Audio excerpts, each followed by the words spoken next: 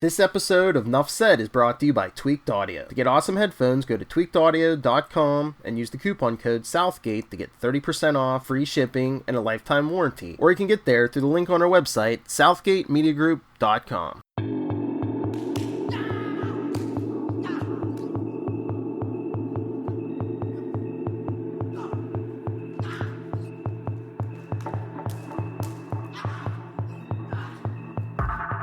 What is the sound of one hand clapping?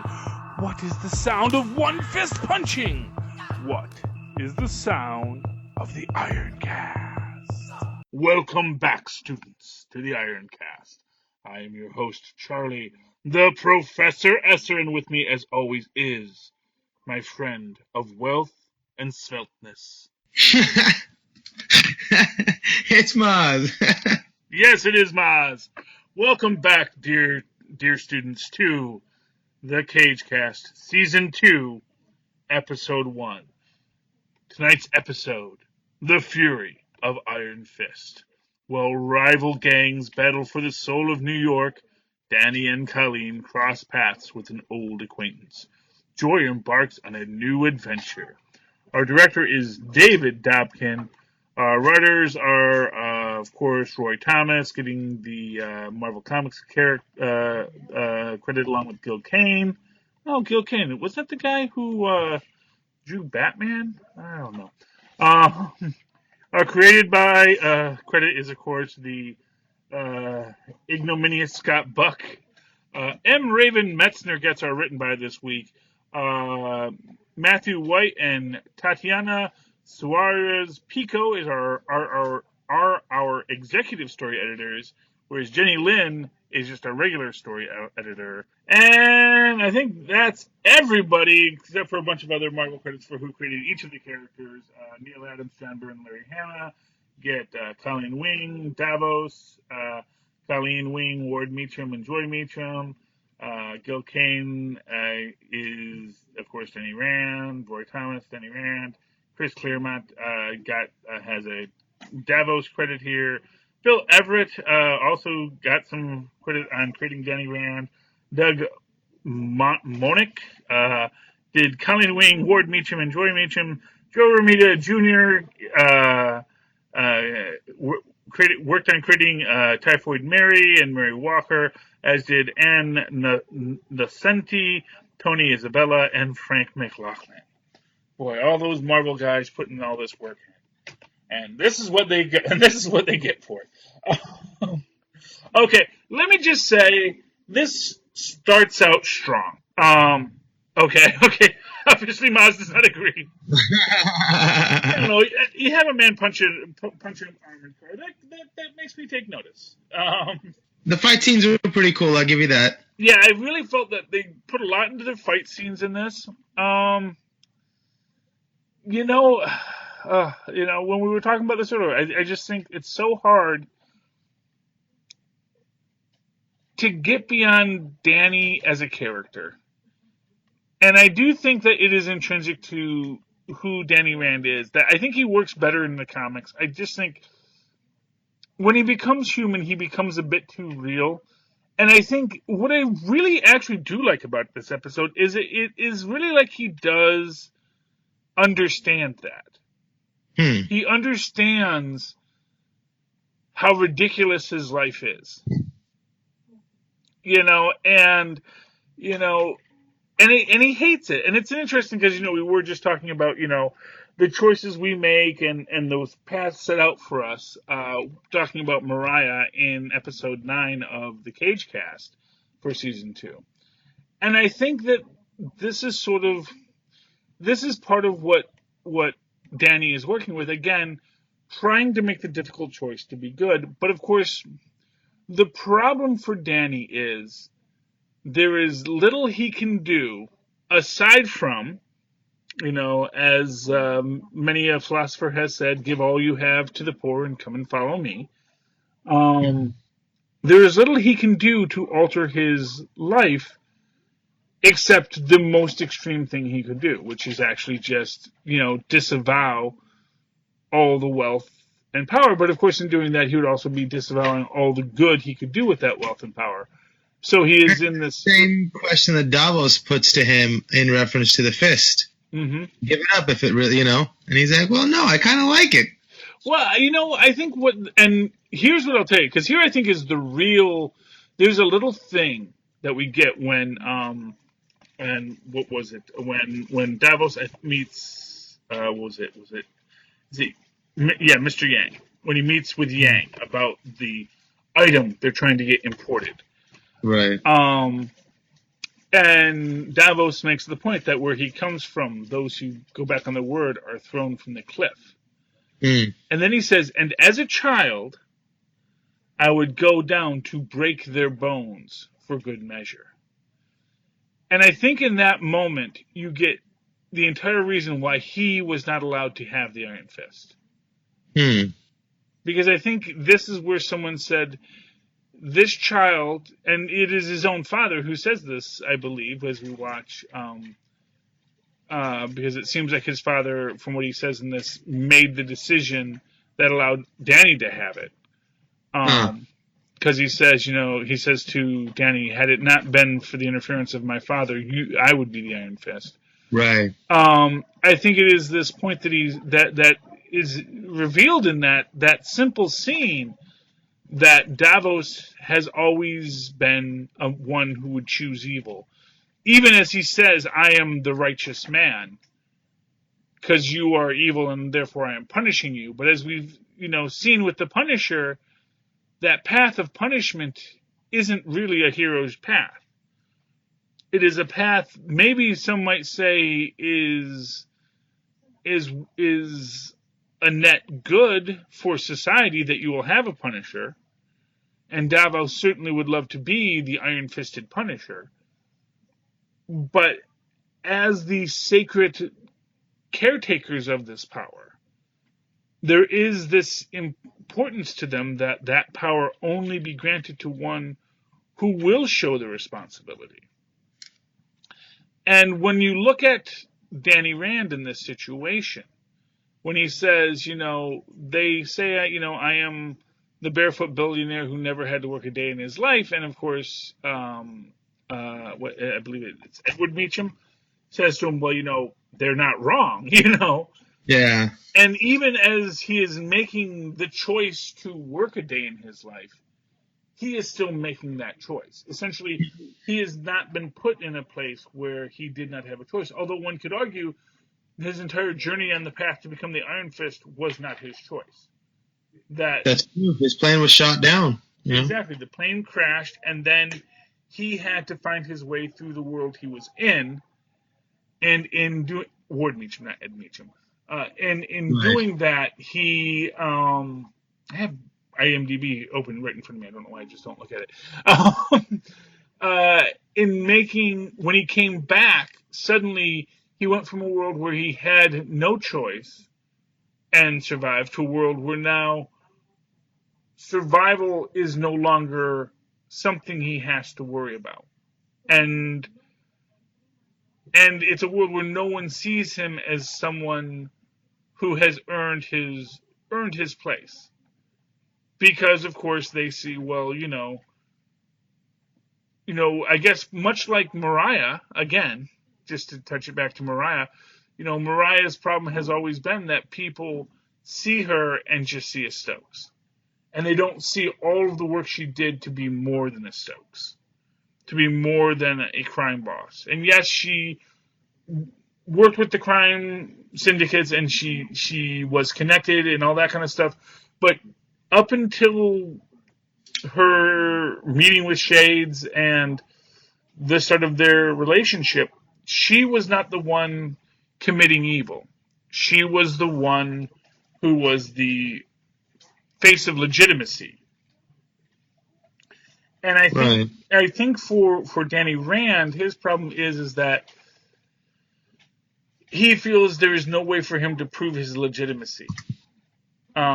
Because, as I said, even in that choice to do work, to do a hard day's work for a hard day's pay, that hard day's pay is meaningless to him because he's not working for the money. He's getting the money, but it's like it just goes on the pile. And more to the point, he made it. He's not working because he has to work. He's working because he has made a choice to work. Right. And it doesn't matter if he has chosen to write the great American novel or put on a Broadway show like Ward suggests. Which is, if you want a hard day's work, why don't you just go put on a Broadway show? That's a lot of work, and I think that's more so than anything. That's just his cover and his ear on the street, because I think the narrative they're trying to push here, it seems to me, is like what they did with Daredevil. It's getting to him. He's starting to hurt people, or like Batman in the DC universe. He's starting to hurt people. He's getting grizzled and angry and not himself. And how does he deal with that? That's sort of like what they're building up to, right? I mean, possibly. I mean, I think there's a lot of questions. We see the smile as he's smashing in that door, and there maybe is this question: Is the power corrupting him? Is the power? Yeah, because he gets home and he's talking to Colleen, and she's like, "Whoa, it got heavy tonight." She goes, "Yeah, I had to kill 3 guards, but it had to be done." No. Oh, okay. He said that he had to stop these guys because they had killed 3 guards. Oh. He didn't kill the 3 guards. No. Okay. Yeah. He hasn't gone that far over the edge yet. But it may be a matter of time, and I think that is what. And this is like one of the few. I have not been. Honestly, here's one thing I'll say that is, that we're starting this just as it has been announced that Iron Fist has been canceled from Netflix, and I think it is a statement to be made that normally I am binging these things, and I'm like 3 episodes in, and I have not seen episode 4 yet, and it's like my motivation to is not there the way it is with Luke Cage or Daredevil or Jessica Jones. There's not been this urge that I got to see what happens next to these crazy cats, and I think that is a real negative for Iron Fist in general. But I think when we see, but again, I think that this is what's going to be shown to be what the point was, is that the power of the dragon is going to corrupt or can corrupt. And if someone is already drunk on their own power as a little boy who can break the bones of dying people, right, what would a person like that do with the Iron Fist?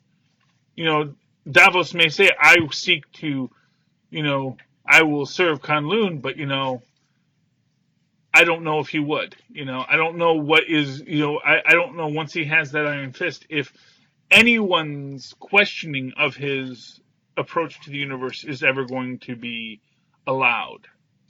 Right. And I think that from the Iron Fist's perspective or from the Keepers of the Iron Fist perspective, that Davos was not someone who should be allowed that power. He was someone that needed to be kept away from that power because the power would have destroyed him and everyone else with it. Yeah, he's got a darkness in him. Yeah, well, and again, when we look back at the hand from the Defenders, it's that same idea, is that it was the people who came to learn of the power of Kunlun not for its enlightenment, but for their own self-enrichment or self-empowerment. It was the sense of self over the sense of duty that power demands. Mm-hmm. That if you're going to be powerful in this universe, you must either, if you have power, you must either be a hero or a villain. There is no middle ground. There is no place that you can stand with absolute power and not always have to fight against that absolute corruption. That's my reading off of one episode, but I think that's sort of what I'm taking from it. And I think that we are going to see this as something of Danny's arc. I think this is going to parallel something of Luke Cage's arc, where Luke Cage was getting kind of drunk with his own power. Right. And if nothing else, it'll tell us exactly why it is that Jessica Jones just decides to drink. Because if nothing else, it keeps her from getting drunk on her own power. Because it reminds her of her weaknesses. And, we see that Luke Cage only gets humble when he is reminded of his own weaknesses. That's true. one thing about this, good old dabbing Luke Cage, once you dab, you've gone to the dark side. Uh, I don't even know what a dab is, but I understand it's quite cliche. Yeah, I actually do know what a dab is. I know it's okay. Well, try not sticking stuff in. Okay. Tristan was saying his ears were hurting. Anyway, so moving right along, we get the where they said the moan or the come on that the little box that Oh yeah. Colleen finds, and it's apparently her grandmother's box. And it's one of these questions that, and again, I don't know the answer to this yet. Is this chance or was this placed? No, it was definitely placed there. Somebody's making a concerted effort to get in her path. Hmm. And it sounds like the kind of thing Bakudo would have done. Yes, but Bakudo is, at least arguably at the moment, still dead. Right. But I mean, who's really dead? Well, Ever. well, I'd like to think that sometimes these people do die. I don't think that either the Purple Man or Jessica's mom is coming back anytime soon. I think Jessica's mom has a better chance of coming back than David Tennant does. So, yeah, I mean, it's certainly the thing. But here's the thing: it's one of these things where it wound up here, she wound up here. Maybe it's not. Maybe it is just coincidence, and it's meant to be inspiration for a spiritual journey rather than someone's manipulation. Because it doesn't seem like anyone in this story, essentially, this makes her want to find someone who clearly doesn't want to be found. So why put that there for her? Yeah. Unless, of course, the counter argument is that the donations came. I don't know. Basically, it gets a little three-dimensional chessy there. Basically, our big bet is Davos, and I don't see him first off either being in the position to do this manipulation, or that he would think to do that manipulation. Because I don't think that that's how Davos works. I think Davos works on punching a problem till it goes away. Right. I mean, he's so simple that is so surprised that he actually went to talk to Danny. But in his mind, it's sort of, he knows he's doing the wrong thing, so he wants one final chance to have that answer, that question answered. Am I doing the right thing or not? And get one more sort of justification. Hey, see, I gave him the offer then. He should have done it. I had no choice. Well, and not for nothing, can Danny Rand even just give someone else the Iron Fist? Because don't you have to fight? Sounds like found a way. It sounds like their plan is to kidnap him and then forcibly remove the Iron Fist from him and himself with it. Yeah, but the whole point of the Iron Fist is that you have to, dip your hands into the molten heart of Xiao Lao the Undying. Who knows? I mean, who knows? Maybe he found a way to do something. But if it was possible, and if Danny would have been like, yes, I would do it right now, I bet you they would have went right to some lab and got it done. Yeah, but I think I think at the end of the day, it's a shortcut. I think that, and I think if nothing else, that was Danny's look on it. It's like, even if I could get rid of this, which I'm not sure I can, I'm the one that was chosen. Get over it. Get over the fact that you feel you're entitled to this just because of whatever reason, whatever it was that, and whatever it is you think makes you more deserving of this than me is not important. The importance is that the people that made this choice, and I am going to do the best I can to serve Kunlun. And, my job was, as the Iron Fist, to destroy the hand. And look who's gone, the hand. Yeah. And, of course, all the downstream implications that then come from that as well. Which is, if nothing else, kind of the negative that we're getting in this. That basically, because the hand is gone, now there's a power vacuum. And everyone's trying to rush in and fill it. Right. Anyway, so we do the come on does lead Colleen to go to this restaurant because it's the cousin of the guy who owned the furniture store who did the come on, but he's actually disappeared, and his cousin doesn't want anything to do with finding him.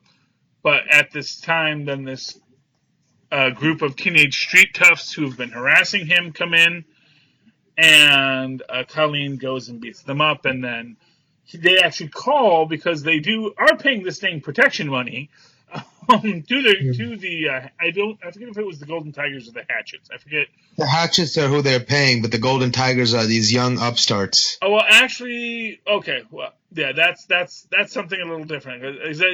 By the third episode, you find out that they actually aren't the Golden Tigers. They're just some gotcha. Yeah. They're just some rando teens, because that's why they're saying they're so young. They're these little kids.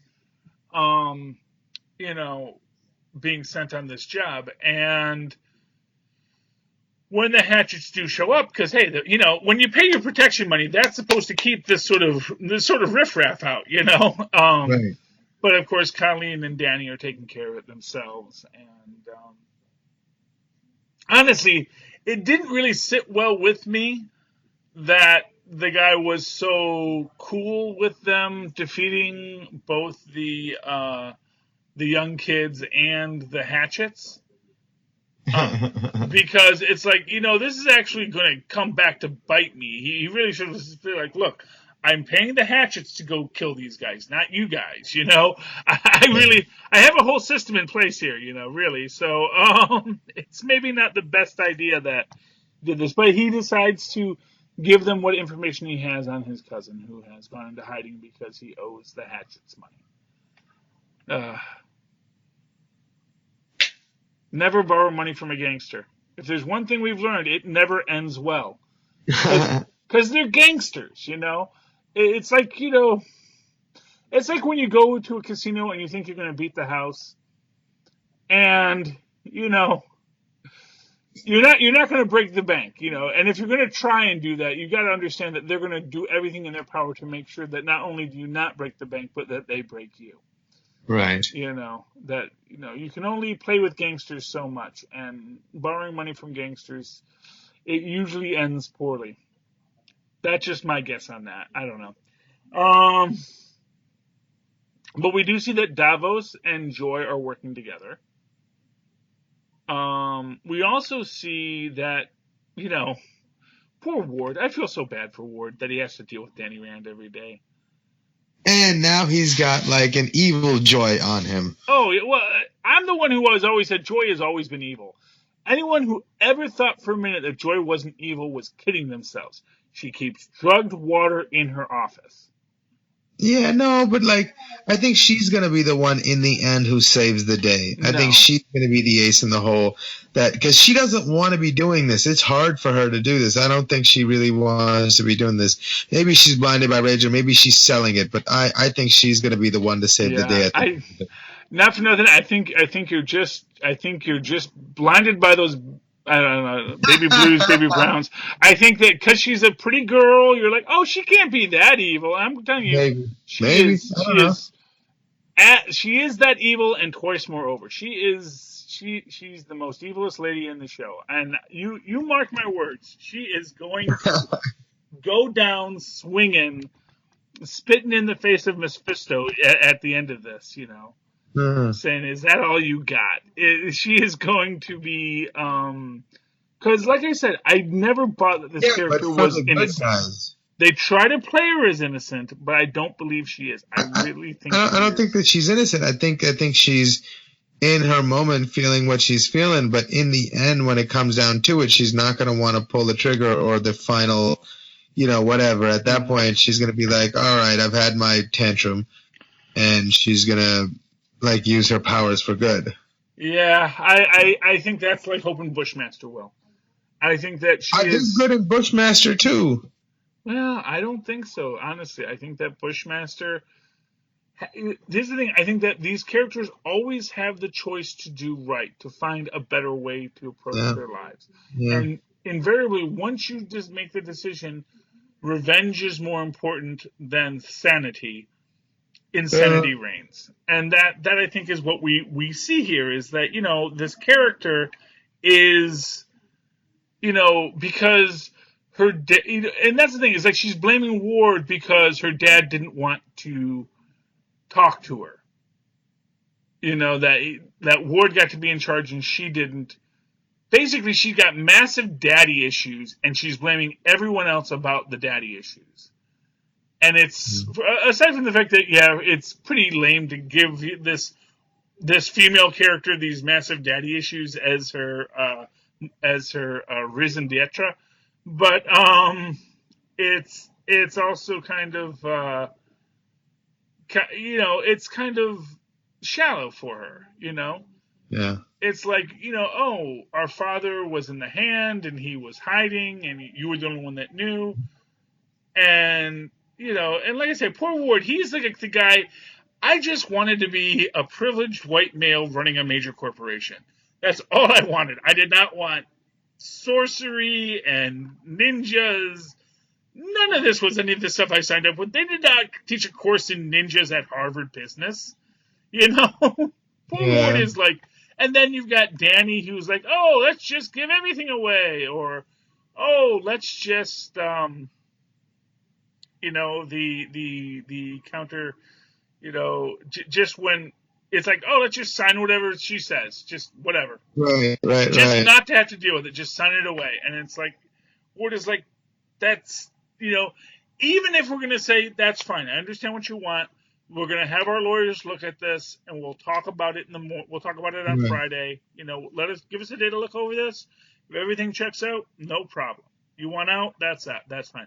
But no, instead, and again, like she says, it's that dismissive sanctimoniousness of, fine, I have 51%. I can sign on the dotted line, and I'm not even going to read what I'm signing. For all I know, honestly, they should have just said, I hereby give Davos the Iron Fist in that contract. Yeah. It's like, wow, that was easy. Boy, I don't know why we just didn't even think of that. This guy signs whatever you put in front of him if you give him little puppy dog eyes, Yeah. That would have been a great part of the divestment package, legally binding. We're going to get Foggy Nelson as our lawyer. Okay. Anyway. Anything else you want to say about this episode, Mozz? No, I mean, not much to say. It is what it is. Yeah, it is what it is. I mean, here's what I'll say. I don't want to make it sound like I'm down on this episode. There's a lot of things I liked about it. There's a lot of things and here we'll say it's definitely better than the first season. I mean, I think it is leaps and bounds ahead of the first season in this first episode. And I think it does, I'm hoping it's going to prove itself worthy of our time.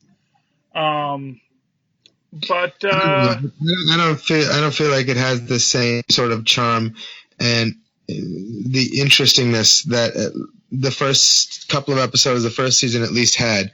This seems tired and dragged out. Okay. I mean, we didn't even talk about Poor Typhoid Mary. Ward has this entire episode is the expression I have watching this episode. It's just like, oh my God. And as I just pictured in my head, like, oh, I was so done with this, but they brought me back. I got it. Oh God, here we go. Oh, here comes this guy. Oh, hey, Danny. And he's so annoyed by him. And it's just like, that's what most people probably feel like watching. Yeah, I will tell you, Mozz, I can guarantee you are not alone in that assessment of any of this. And I think that it's just, you can only do so much. When you're and you can say it was just too much Buck influence at the start and there's no way to unbuck it, or you can say it is that Iron Fist is not a character that translates well into live action. But what I will say is I think it's not even that Iron Fist doesn't translate well into live action. It's just that I think that Iron Fist is a supporting character. I think Iron Fist is best thought of as the Robin to Luke Cage's Batman. Right. And I think that when we see Iron Fist and Luke Cage working together, people feel that chemistry. And I think that the Heroes for Hire thing is something that is down the pike. And we just have to get through this to get there. So, fingers crossed. Mozz, if people would like to talk to you about this on the social meds, as they say, as the kids say, hip young kids, how can they do so? Oh, they can find me on Facebook under Mozz Manzor, or email me at mozzmanzor@gmail.com.